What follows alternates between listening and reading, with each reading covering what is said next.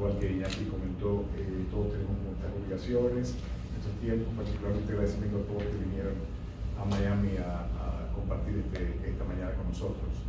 En especial a lo personal, pero también en nombre de Darshan, es un placer, un verdadero privilegio tener a Victoria y Iñaki de miembros de nuestra familia englovista.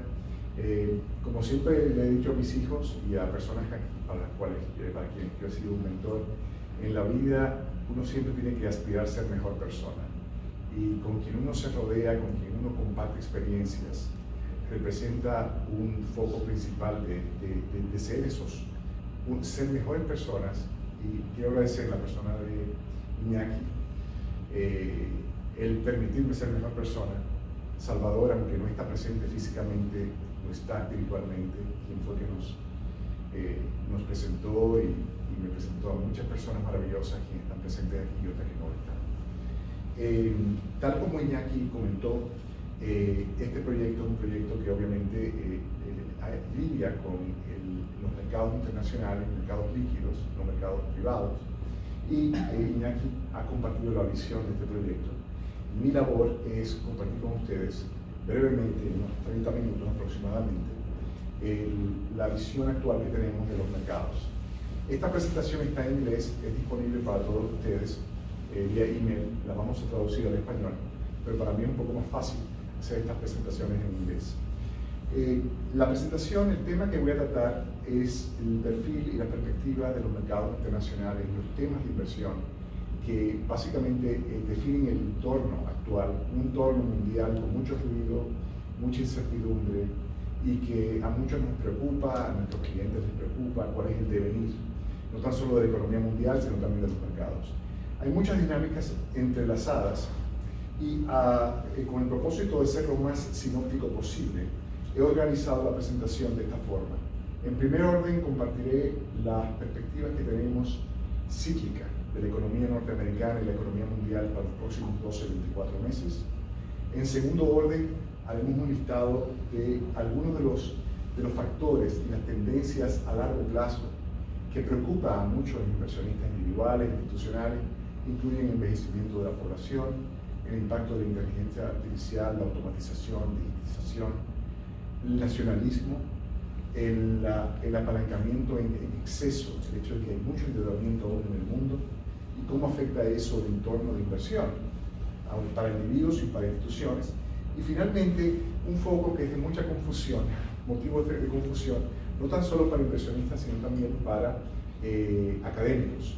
Y lo hablo por experiencia propia, muchos académicos con quienes mantengo una comunicación de forma constante, que es la política monetaria no tradicional, el hecho de que los tipos de interés nominales están en negativo en muchos países desarrollados, cerca de 17 trillones en inglés, billones en español de dólares de deuda pública, que transa a tipos negativos.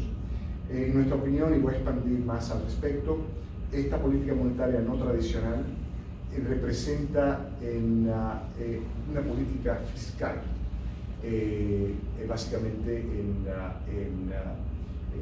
en una forma no tradicional. El tercer punto que es importante es, muchos de nosotros obviamente estamos acostumbrados al enfoque de inversión de banca privada tradicional, el 60-40, el 50-50, quiero decir 60% o 50% en renta variable, 40% en renta fija, y eso ha funcionado muy bien en los últimos 20 años. En la presentación hacemos referencia a datos, a opiniones, del por qué en los próximos años ese enfoque tradicional no necesariamente será el mejor. Y el motivo a nivel macroeconómico del por qué nosotros acogemos esa tesis de que hay que tener una postura muy distinta a la pasiva tradicional 60-40, 50-50. Concluyo tratando de listar, de nuevo, de forma sinóptica, cuáles son aquellos pilares esenciales que desde nuestra humilde opinión representan el punto de referencia para un enfoque de inversión de cartera patrimonial, ya sea a nivel personal o institucional, en cuanto a el enfoque táctico versus pasivo, internacional versus doméstico, Estados Unidos, mercados líquidos versus mercados privados. Hay un gran amor y pasión hacia los private equities y mercados privados, trataremos un poco ese tema. ¿Y cuál es el rol de la renta variable de mercados emergentes? Un nicho dentro del cual el globista tiene alguna experiencia. Entonces, de esa forma, brevemente de nuevo, el entorno cíclico actual, si vemos en esta tabla recoge no la opinión, las proyecciones de Globista, sino las proyecciones del consenso de la industria financiera.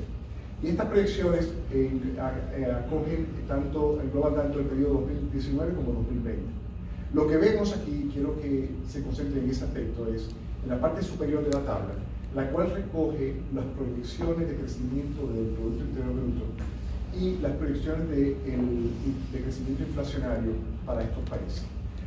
Lo que vemos es que el consenso, de nuevo, no quiero tratar de arrojar ningún tipo de visión sesgada nuestra, el consenso básicamente está proyectando una desaceleración del crecimiento de la economía en Estados Unidos, Eurozona y Japón, a la vez de un aumento en la inflación del año 19 al año 20. Por el contrario, en el caso de los mercados emergentes, está proyectando una aceleración en el crecimiento y una disminución en la inflación. Todos aquellos que tenemos experiencia en los mercados financieros conocemos muy bien que desde el punto de vista estadístico, no de opinión, estadístico, el entorno macro más favorecedor a un mercado de renta variable y un mercado de crédito en general es aquel donde el nivel de actividad económica se acelera y la inflación disminuye. Lo que el consenso de los macroeconomistas están diciendo es otra la opinión a nivel de mercado, es que el entorno macro de cara al 2020 va a ser más favorecedor a nivel de inversión, no tan solo macroeconómico, inversión para los mercados emergentes. Evidentemente, yo sé que en muchos de nuestras cabezas está la preocupación, porque está en la prensa, hay recesión, el mundo, la economía mundial está en la antesala de una gran recesión, una gran desaceleración. ¿Cuál es nuestra opinión, muy brevemente? Nuestra opinión es que de las grandes economías del mundo, la economía que manifiesta signos claros de estar en una fase terminal del ciclo económico es la norteamericana. Europa está en un estado crónico, Japón está en un estado de transición y las economías de los países subdesarrollados están en una etapa de inicial del ciclo económico de expansión. ¿Por qué? Porque muchas de esas economías, Brasil es una que acaba de atravesar por la mayor recesión desde el año 1909. Lo mismo ocurre con Turquía, India ha tenido una transición tremenda en el mercado bancario, etcétera, etcétera, etcétera. El tiempo es escaso, yo no puedo abundar en mucho detalle, pero será un placer responder cualquier pregunta que tenga. Entonces, los países subdesarrollados están en una fase inicial del ciclo económico, Estados Unidos está en una fase final, Europa está en un estado crónico, que podemos hablar con mucho tiempo de Europa, y Japón está en un estado de transición. Entonces, dada esa lectura, que quizás no todos comparten, pero dada esa lectura, ese diagnóstico, forzosamente tengo que lidiar con Estados Unidos, porque es la economía que en teoría a nivel cíclico manifiesta el mayor riesgo de desaceleración y de contracción. Entonces voy a dedicar un minuto sobre la economía norteamericana. La economía norteamericana básicamente depende en su mayoría sobre el consumo privado. Consumo privado cerca de un 62-63%, hace 10-15 años era un 71-72%, y el resto es inversión, gasto público. Entonces vamos a desmenuzar cada uno de estos componentes muy rápidamente. ¿Cuál es el estado del consumo privado? Consumo privado, cuando hablamos de consumo privado, mayormente hablamos de consumo personal. El estado de las finanzas, el estado financiero del norteamericano promedio es bastante sano. La tasa de crecimiento salarial interanual, el último informe que salió el viernes pasado, arroja cerca del 3,2% nominal, con un nivel de inflación bastante bajo. El mercado laboral, en segundo orden, se mantiene bastante sólido. Vimos que el número de horas trabajadas y la tasa de crecimiento del salario, el crecimiento del salario, para aquellos empleados en una ocupación no de supervisores, sino del trabajador promedio, de hecho se aceleró. Entonces, el estado del norteamericano promedio en cuanto al ingreso personal es sano. Obviamente voy a hablar de la inversión en un momento. En segundo orden, el precio de la energía se ha desacelerado, lo cual básicamente se traduce en un estímulo fiscal para el consumidor. Y en tercer orden, la capacidad de pago de las viviendas, de alquilar o de comprar una vivienda es bastante ventajosa. Entonces tenemos una situación donde el consumidor norteamericano, desde el punto de vista del ciclo de la dinámica de ingreso personal, luce sano, la tasa de paro es muy baja. Y finalmente, el balance sheet, los estados financieros, el nivel de endeudamiento, del norteamericano promedio, que el individuo, es mucho más robusta hoy que en el año 2006-2007. Entonces, es muy difícil para mí como economista, información original, siempre uno se dedica a tratar de armar escenarios problemáticos, de riesgo, que puede tratar de ser el peor enemigo propio, ¿no? El crítico más acerbo que yo pueda hacer para tratar de torpedear mi tesis que esté defendiendo en ese momento. Y para mí resulta casi imposible, prácticamente imposible, vaticinar un escenario donde el consumidor cae bajo mucha presión. Vamos a jugar papel de abogado del diablo. Y ustedes pueden decir, yo conozco esto del ciclo. El ciclo de vida de las finanzas del individuo en Estados Unidos y de cualquier país del mundo es uno donde el ciclo de las ganancias corporativas es el que lleva la delantera y luego el ciclo del gasto del consumidor viene rezagado. Con lo cual, para uno vaticinar el futuro, en cuanto a la economía norteamericana que depende del consumo, tiene que vaticinar el estado futuro de la finanza del consumidor. Pero para ello, tratando de vislumbrar el futuro, hay que tratar de hacer un diagnóstico del estado de las empresas, del ciclo de ganancia de las empresas y de la inversión de capital fijo. Vamos a hablar por partes de estos dos ámbitos. La inversión de capital fijo de Estados Unidos, el CAPEX, se ha desacelerado. En el segundo trimestre se desaceleró y en el tercer semestre, cuando las cifras finales sean publicadas en 3 semanas, vamos a ver que se desaceleró. Sin embargo, cuando uno desmenuza los componentes, hay 3. Está estructuras, structures, está equipment, equipo, y está los productos de propiedad intelectual. De esos 3 componentes, la debilidad que hemos visto en los últimos 6 meses está muy centrada en 2 renglones. Uno de los cuales tiene que ver con el Boeing MAX 737 y el otro que tiene que ver con el aspecto del complejo energético. Y ya estamos viendo en los últimos 2 meses básicamente indicios muy claros de, bueno, número 1, Boeing, vamos a ver una recuperación cuando miramos el ciclo de inventario, ventas, y en el caso del sector energético estamos comenzando a ver una estabilización en lo que se llama el rig count, que es los niveles de producción de los pozos petroleros. Entonces, el resto de los componentes del sector inversión en Estados Unidos se han mantenido sólidos. Eso por un lado, es decir, estamos proyectando una recuperación de la inversión, con lo cual las perspectivas para el consumidor se van a mantener, si no buenas, estables. Entonces nos queda, obviamente, el ciclo de ganancias corporativas. Los niveles de margen de las ganancias corporativas en Estados Unidos se han mantenido bastante sólidos. Ha habido una desaceleración, pero están sólidos. Nos queda entonces el gasto público. El gasto público en Europa el año próximo se va a acelerar. Está en los presupuestos, vamos a ver una aceleración en Europa, y en Estados Unidos vamos a ver cierta recuperación también. Entonces, a nivel de composición del ritmo del crecimiento económico, para mí resulta prácticamente imposible acoger un escenario donde hay una recesión en Estados Unidos el año próximo. Evidentemente, si hay una detonación nuclear en Corea del Norte o en una guerra entre China y Estados Unidos, el mundo entero va a entrar en una recesión. Pero esa posibilidad la hubo en el año 74, en el año 81, en el año 96, en cualquier año. Entonces, eso es extrínseco al ciclo actual. Entonces, a nivel del perfil cíclico de economía, y ya voy a transitar ahora, a hacer el tránsito a la parte más de largo plazo, lo que estamos viendo es que la economía norteamericana es una economía que está ciertamente en la fase terminal del ciclo de expansión. Esperamos una desaceleración de la economía, no una recesión, una desaceleración. Vemos que las ganancias de las empresas han llegado a su tope. No van a colapsar, pero no se van a ensanchar. Con lo cual, vemos que los múltiplos de las acciones, de valoración de las acciones norteamericanas versus el internacional se van a abaratar. Es una lección de la historia. Entonces, la inversión de capital fijo, hemos visto que va a haber una desaceleración en los últimos 6 meses, pero por lo que acabo de comentar, vislumbramos una recuperación, no robusta, pero una recuperación en los próximos 12 meses. Lo cual nos queda con la conclusión que desde el punto de vista de inversión esperamos una contracción, una compresión en los múltiplos de valoración de las acciones norteamericanas en relación a lo internacional. Y la estamos comenzando a ver. Les voy a compartir unos datos en un momento que violentan el sesgo, la opinión que muchos de ustedes seguramente tienen sobre mercados emergentes, que históricamente es el más volátil en relación a los mercados norteamericanos. Por ejemplo, lo voy a hacer ahora mismo.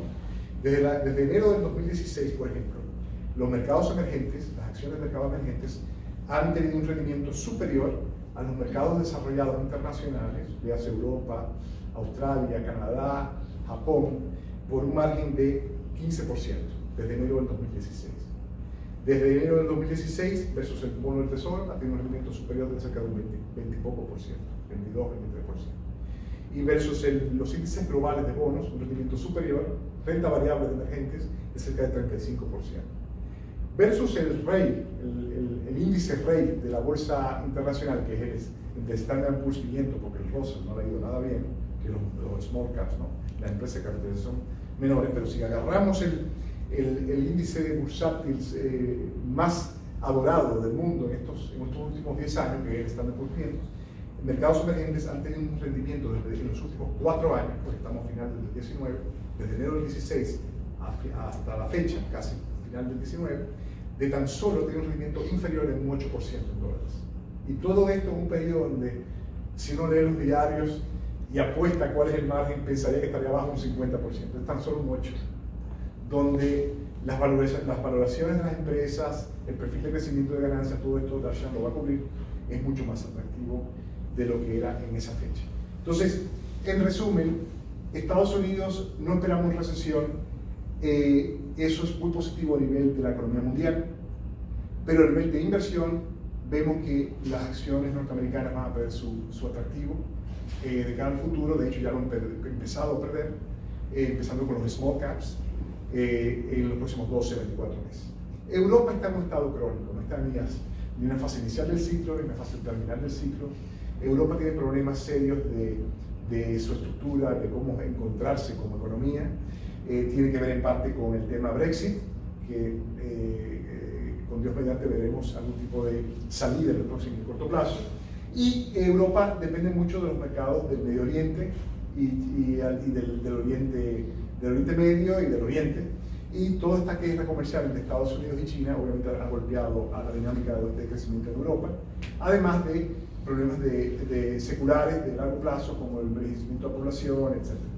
Emergentes, estamos en una fase inicial del ciclo económico y tenemos que en muchos de los países que eran problemas, léase Brasil, léase India, que en su momento tenían déficit de cuenta corriente enormes, de un 6, 7, 8% del Producto Interior Bruto, hoy tienen déficits que han desaparecido y donde las monedas tienen un rendimiento, las tasas de interés en estos países muy superior a la tasa de interés en Estados Unidos y Europa. Entonces, el contexto tanto del balance sheet, del estado financiero, así como el rendimiento simplemente por tener exposición a la moneda, es mucho más ventajoso que en su momento. Y en el tema de la renta variable, los mercados emergentes son mucho más baratos, y Darshan de nuevo lo va a cubrir, que casi un nivel de valoración extremadamente barato en relación a su histórico. Y de nuevo, ha tenido un rendimiento muy superior a lo internacional, renta variable internacional desarrollada. Entonces, en esta sección lo que quiero listar es, para compartir un poco lo que está en la mente de muchos de nosotros, es qué es lo que le preocupa al inversionista a nivel mundial para los próximos años. En primer orden es el envejecimiento de la población. Este informe, este gráfico recoge el ritmo creciente del envejecimiento de población, tanto de Europa como Estados Unidos, y vemos de otras regiones como África y Asia, donde la tasa de envejecimiento ha sido mucho más leve. En un momento conecto un poco las implicaciones de todas estas dinámicas a nivel de inversión. Segunda dinámica que preocupa a mucha gente es la inteligencia artificial, automatización, digitalización. Muchos piensan que todos vamos a perder empleo, que no va a haber empleo para la gente joven, etcétera, que el cielo se va a colapsar. Eso me recuerda una conversación de un amigo uruguayo que hasta poco fue el director, jefe económico y jefe del Banco Mundial para Latinoamérica, que regresó ya a Johns Hopkins de profesor, y es amigo de hace 40 años, y me decía: Carlos, me llaman a veces el presidente del Banco Mundial a reuniones internas, este señor piensa que el mundo se va a acabar por la inteligencia artificial en estos países, en Corea, el señor de Corea. Y yo recuerdo que la historia económica nos recuerda que la economía se transforma, y el ser humano, lo vimos en la revolución industrial, y lo vimos en otras revoluciones económicas de la historia, el ser humano se adapta a fungir.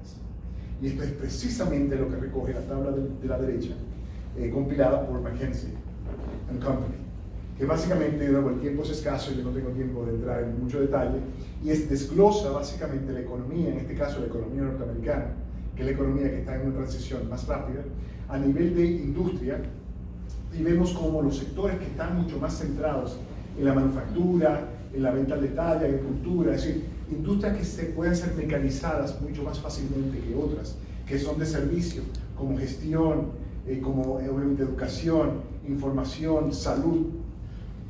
Obviamente estas van a quedar y están quedando mucho peor paradas que otras industrias que están más centradas en el sector servicio. Entonces, este tema lo listo porque es de preocupación de muchos, pero esto tiene implicaciones muy importantes a nivel de inversión. Y voy a tratar de steal Darshan's luster, como se dice, de darle el brillo a su presentación. Cuando muchos de nosotros pensamos en mercados emergentes, en renta variable, pensamos en commodities, en bienes primarios, en la empresa Vale en Brasil, Petrobras, y pensamos que es solamente manufactura, bienes primarios y no servicios. Y Darshan va a cubrir esto en detalle, pero los índices de inversión en los mercados emergentes hoy son totalmente, diametralmente opuestos a lo que era en el 95-98, donde la exposición al sector servicios es la mayoritaria y la exposición a sectores primarios que están siendo golpeados por esta revolución tecnológica y de automatización, ya hoy en día la ponderación es mínima, es casi tan baja como lo es en índices como el Standard & Poor's. Entonces, de nuevo, esto es simplemente para motivar un poco la presentación de Darshan. Este gráfico recoge un poco también la dinámica de la penetración y difusión de estas nuevas tecnologías a nivel de industrias, salud y demás. Entonces la pregunta es, ¿qué otras dinámicas nos preocupan? Nacionalismo.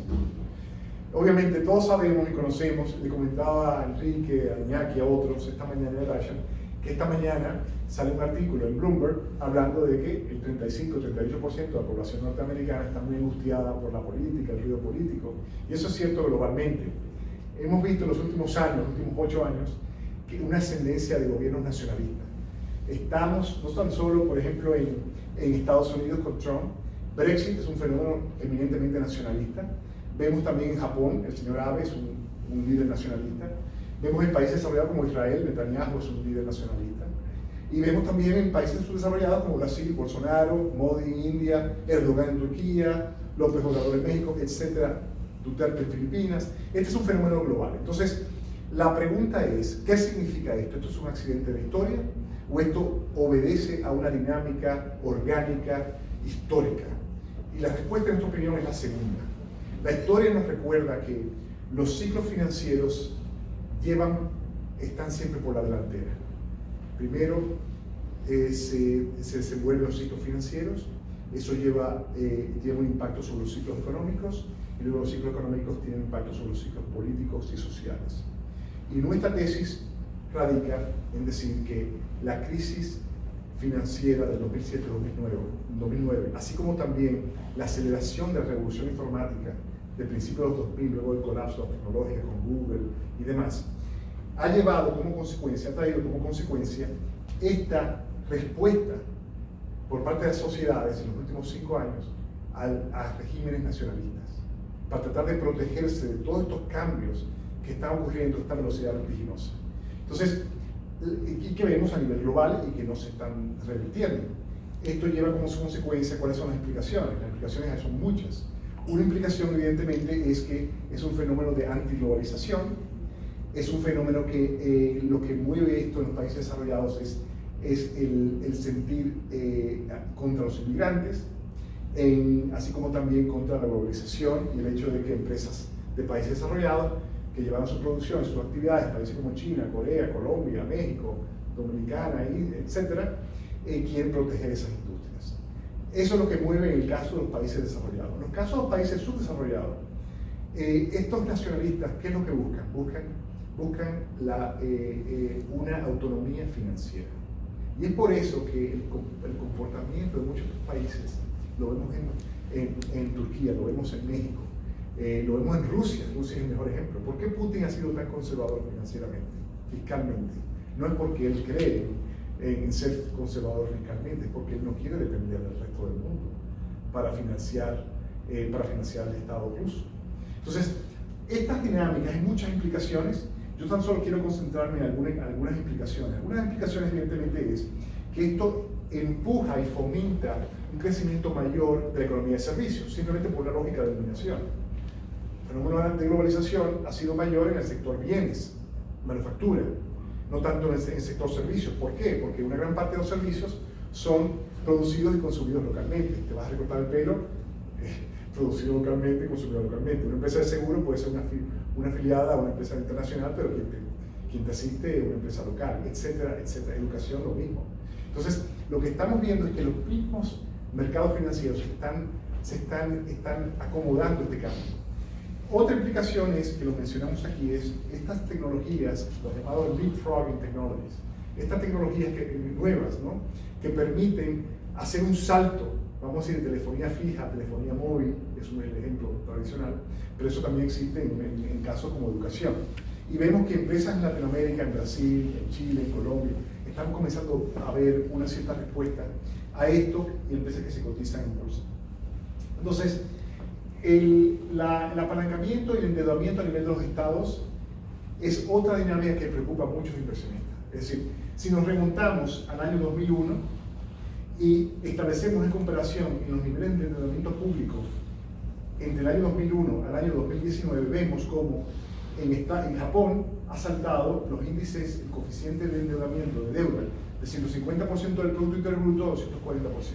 Lo mismo ha ocurrido en Francia, de 58 a 99, en Estados Unidos de 53 a 106. De más está decir que yo soy el primero en reconocer que hay muchas maneras de medir el nivel de endeudamiento público.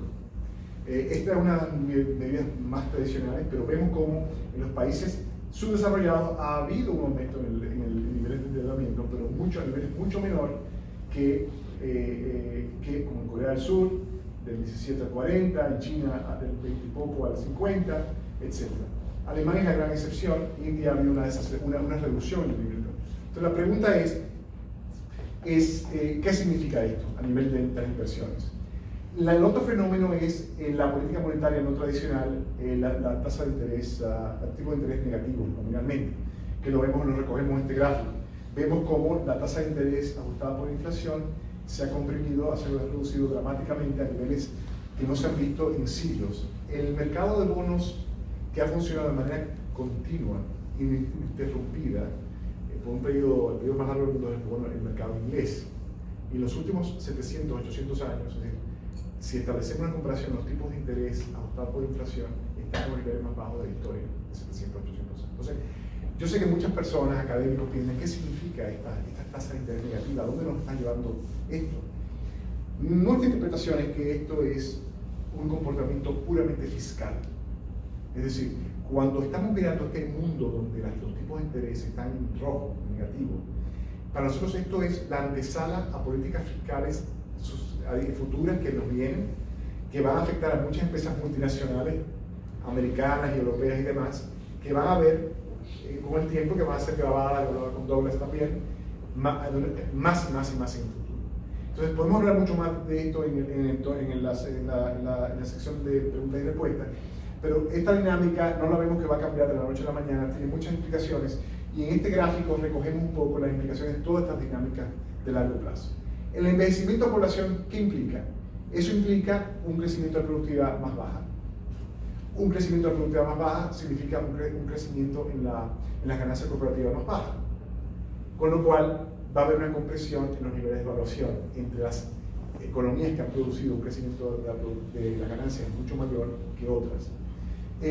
La segunda implicación es que va a fomentar un aumento en el costo laboral, el envejecimiento de población y también el nacionalismo, porque el jugo, el zumo mayor que se ha extraído de esta era de globalización, uno puede alegar que ya lo hemos visto. Es decir, de cara al futuro, lo que se llama el cost push inflation, la inflación que obedece a un aumento en el costo, va a aumentar por las tarifas, pero también por el hecho de que ya hemos visto un grado de penetración enorme en la globalización. En el aspecto de la inteligencia artificial, la automatización, digitalización, evidentemente a mediano plazo eso significa, y a corto plazo, que van a surgir nuevas empresas ligadas al sector servicio que cotizan en bolsa, que ya de hecho lo hacen, tanto en el mundo desarrollado como en el mundo subdesarrollado, y que están reflejadas en estos índices bursátiles de mercados emergentes. También significa que va a haber mucho más inequidad desde el punto de vista de la creación de valor para el asalariado. Y también implica que va a haber un mayor nivel de competencia en algunos renglones. El nacionalismo tiene un efecto contrario. El nacionalismo, uno piensa en nacionalismo y piensa en proteccionismo. En muchos países se está fomentando, en China, en Brasil y demás, y en la India también, se está fomentando a estos nuevos líderes panregionales, tanto del continente subindio, como de Latinoamérica, como de Asia y global, en el caso de los chinos. Entonces, hay mucha creación de valor también que va a proceder en parte por nacionalismo y mucha destrucción de valor. Entonces, hay que tener un enfoque de inversión muy táctico y que diferencie, que discrimina entre las industrias. El exceso de apalancamiento, el exceso de deuda, obviamente significa que va a aumentar la presión fiscal. Para nosotros la política monetaria no tradicional de tasa de interés negativo es una política fiscal. Eso se está agotando. La utilidad de estas políticas de tasa de interés negativa se está agotando ya. Los gobiernos en los países desarrollados, nosotros entendemos que van a proceder en la nueva fase aumentando los gravámenes, si pueden a las multinacionales y si no a las locales también. Entonces, eso tiene una implicación también, particularmente para los países desarrollados, desde el punto de vista del ciclo de ganancias y las valoraciones relativas. Con esto agoto esta sección, vamos a la última sección, que es qué significa todo esto, a lo que casi todos nosotros estamos acostumbrados cuando hablamos de inversión en mercados líquidos, no en mercados privados, es la inversión típica de bonos, acciones, ¿no? De bonos, acciones. Este gráfico lo tomamos prestado de Goldman Sachs, los investigadores de Goldman Sachs, que han generado básicamente un gráfico donde se recoge el rendimiento acumulado por periodos de tiempo en el pasado, hasta el año 1900, hasta la fecha, de una cartera pasiva 60-40. 60-40, donde tú tienes como inversionista una inversión pasiva, 60% en acciones, 40% en bonos, no toco ese dinero, esa plata, y a ver qué pasa. Vemos que en la última década ha tenido un rendimiento enorme y estos datos terminan en el 17. Cuando extendemos estos datos hasta el 19, tenemos ya el periodo alcista de una cartera balanceada pasiva más longevo de la historia hasta el año 1900. Es decir, ser un passive investor, un inversionista pasivo, ha sido la mejor estrategia, porque ha sido un rendimiento muy jugoso, y lo mismo vimos del año 95 hasta a principios de 2000. El punto de este gráfico, ¿cuál es? El punto de este gráfico es recordarles en primer orden que ya estamos en el periodo más longevo, donde un enfoque pasivo tiene un rendimiento muy apetitoso, con muy bajo riesgo de los drawdowns, ¿no? Eso no es cierto en el transcurso de la historia. Ha habido periodos como los 60, los 70, los 80, donde un enfoque pasivo fue horrible. Nuestra tesis, y voy a expandir en los próximos gráficos, es que el futuro, los próximos años, se van a parecer más a los 60, 70 y 80. Y tener tus inversiones, nuestras inversiones pasivas, líquidas, de forma pasiva, va a ser subóptimo en el mejor de los casos. Y muy problemático en lo más probable. Entonces, usted puede decir, ¿por qué? ¿Por qué esperamos nosotros en Novista que sea este el caso, el futuro? Hay varias razones macroeconómicas y trataré de ser muy sintético. La razón por la cual un enfoque pasivo, 60-40 o 50-50 funciona, tiene que ver con las correlaciones, el tango que juegan, que bailan, renta fija y renta variable. Y el tango, las correlaciones, los retornos, los rendimientos entre bonos y acciones, en los últimos años ha sido negativo. Es decir, cuando ha habido periodos de corto plazo donde las acciones caen, el bono viene y te rescata. Y de forma conversa, como en los últimos días, cuando las acciones caen, cuando las acciones suben, cuando los bonos caen, el precio de los bonos caen, las acciones te rescatan. Ha habido periodos en la historia donde, y por muy buen tiempo, los 70 y 80, donde las correlaciones son positivas, es decir, los bonos pueden caer el precio y las acciones también pueden caer el precio. Entonces, usted puede decir, ¿pero por qué es esto? Porque ese es un gráfico estadístico, pero dinos un poco el por qué nosotros entendemos que es así. La razón tiene que ver en parte por la política monetaria no tradicional, es decir, el uso y abuso del fiat currency, de la moneda papel moneda, en los últimos 20 años por parte de los bancos centrales. se han acostumbrado al opioide del papel moneda, y lo que eso ha resultado es una eliminación de lo que se llama el term premium, la prima temporal del mercado de bonos. Ha desaparecido. Quien rescata al inversionista cuando hay una caída en el mercado de acciones es la prima temporal de los bonos, no es nada más que eso. Y eso totalmente se ha desvanecido. Entonces, nuestra tesis es que no es una opinión, es simplemente cuando miran las matemáticas de la finanza de los mercados, es una realidad. Y nosotros estamos empujando una tesis aquí. Somos estudiantes de historia económica. Es decir, cuando tú desglosas y haces un examen de atribución de la historia financiera y económica de los últimos 20 años, eso es lo que sale, eso es lo que hay.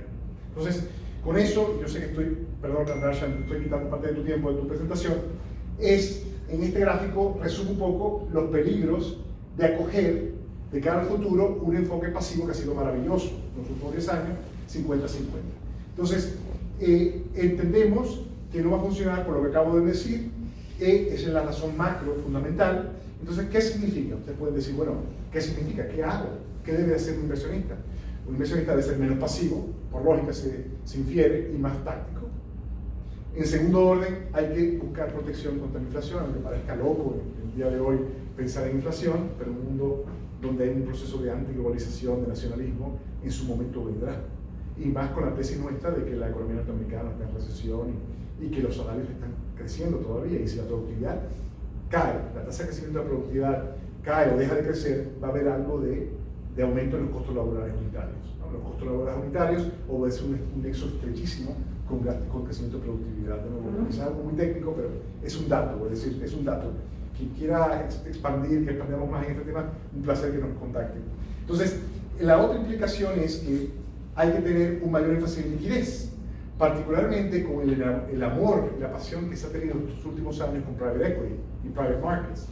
Howard Marks, que es muy famoso inversionista especializado en private markets, de Oaktree, dio una charla hace pocos días, que seguro muchos de ustedes la leyeron, donde habla de las valorizaciones relativas, usando valor de empresa y verdad a utilidades, y ha dicho, y tiene un gráfico en la presentación donde mira los múltiplos relativos entre los mercados públicos, el mercado público y el mercado privado.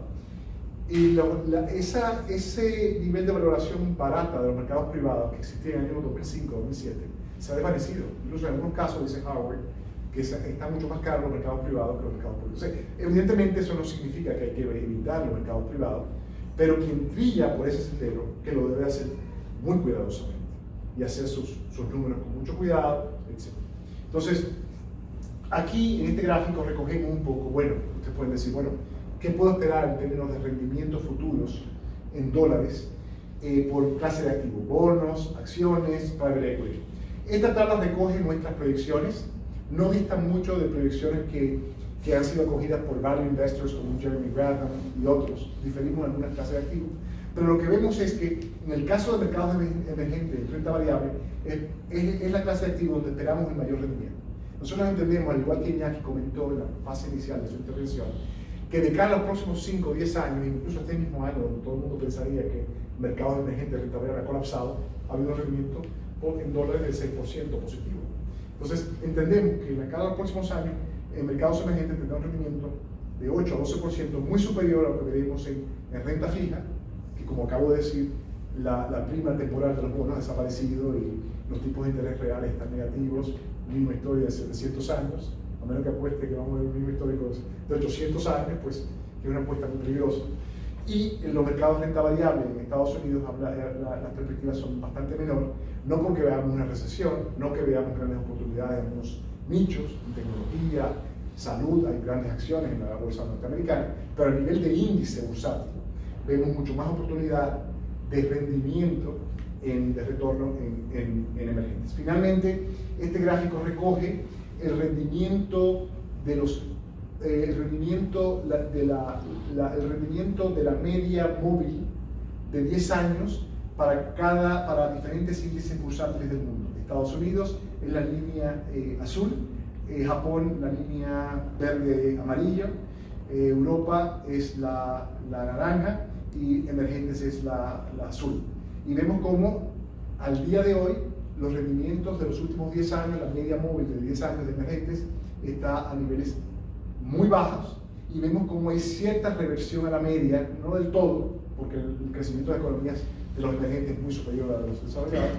Vemos como la coyuntura actual, y de ahí el entusiasmo que compartimos con Iñaki, con Victoria y Darshan, el resto del equipo de Globista, entendemos que este es un momento histórico, una oportunidad histórica de tener un poco más de exposición al mercado internacional de renta variable. Y con eso concluyo mi presentación, y evidentemente la paso a Darshan, quien va a expandir en mayor